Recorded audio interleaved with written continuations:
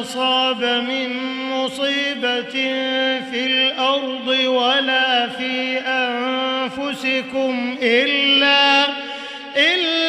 في كتاب من قبل أن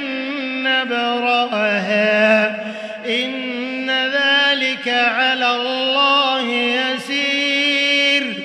لكي لا تأسوا على ما فاتكم ولا تفرحوا بما آتاكم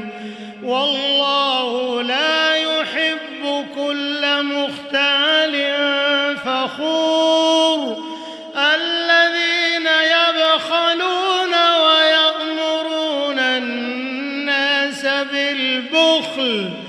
ومن يتول فإن الله هو الغني الحميد.